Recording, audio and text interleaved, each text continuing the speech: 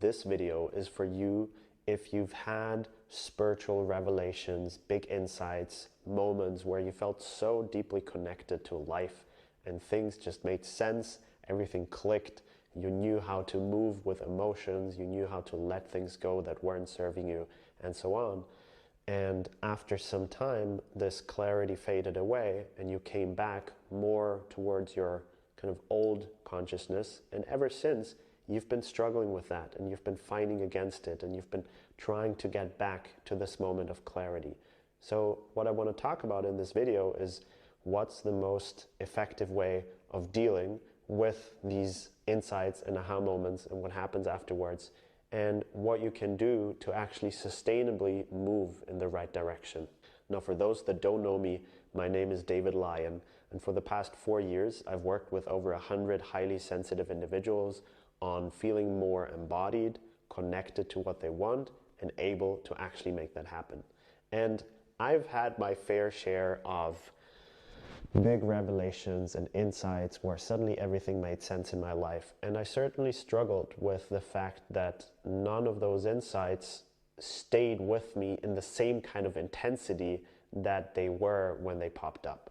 And after having struggled with this kind of falling back myself many times, and also having witnessed it with so many people that I worked with, this kind of struggle and resistance and trying to get back to that old place, here's what I have learned is a useful way of looking at these moments and then also a way of moving forward. So for me, these moments of revelation and of insight are a gift, are a grace by a greater force that we have no control over, where a reality that otherwise is hidden to us suddenly becomes visible and things start making sense and we feel more connected and compassionate and safe and so on and so forth. So those are moments of grace that we don't really have any control over, in my view. Now, what they can do, ideally, is they show us what's possible, and in a way they make us motivated to do the work that is necessary to solidify what you experienced in those shorter moments or shorter time periods and actually make it a thing that is part of your day-to-day life. Ideally, what these moments do to us is they give us a sense of what's possible and they motivate us to do the daily, sometimes boring, hard work of moving through all the layers inside of us where that clarity has not yet solidified.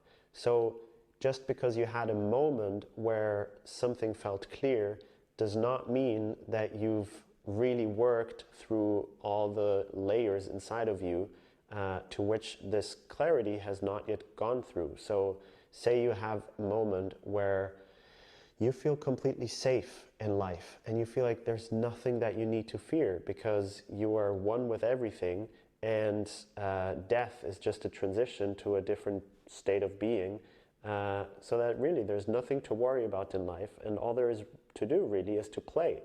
So then when you fall back into your survival mechanisms and your fears and so on, it can feel really frustrating.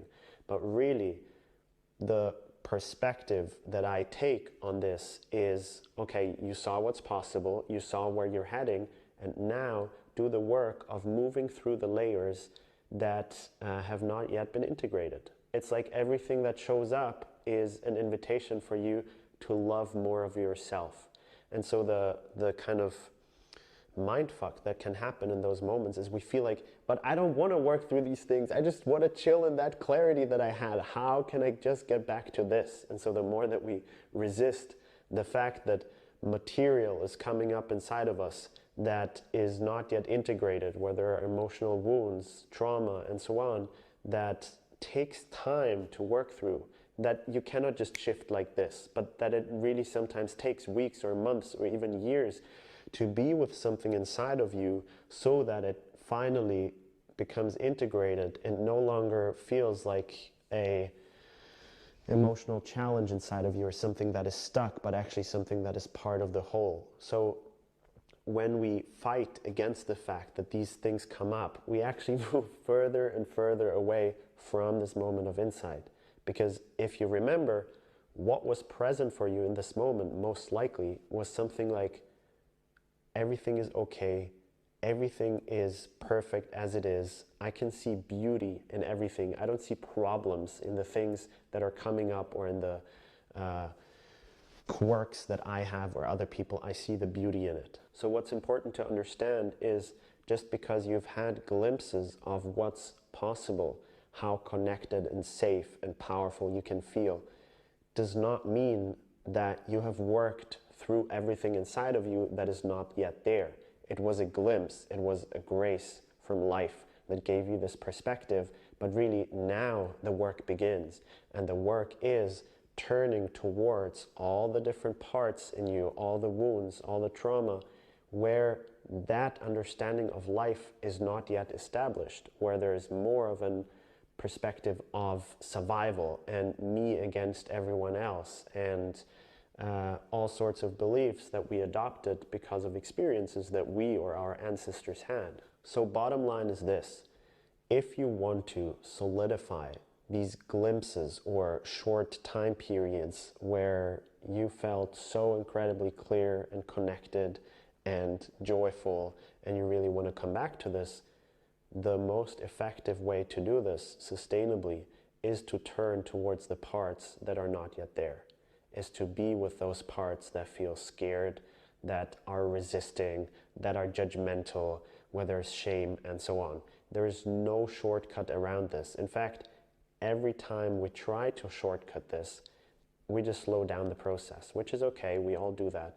But ultimately, this is the work. It's turning towards those things that we don't want to look at. And the more that we do that, and the more we integrate these things, the more these incredible insights that we got become kind of normal and natural. And so this is also good to keep in mind. They will not be as ecstatic as they were in the first moment. They're going to be like, yep, of course I'm connected with everything else. Of course death is not the end of me, and so on. So it's good to keep in mind that part of the oh my God is because you're seeing something for the first time. And that when you really integrate it, you're going to be there just with more groundedness and calmness. So I hope this video was helpful. If you're looking for support in your process, I'm currently offering a program called the Grounding Bootcamp. It's an 8-week individual program where we meet once per week, and I help people feel more grounded, compassionate with themselves, connected to what they want, and able to actually move forward. So if this interests you, you can check out the link in the description.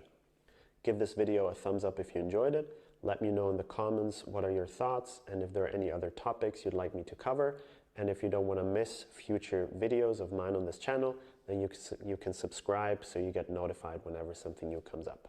I hope to see you in the next video.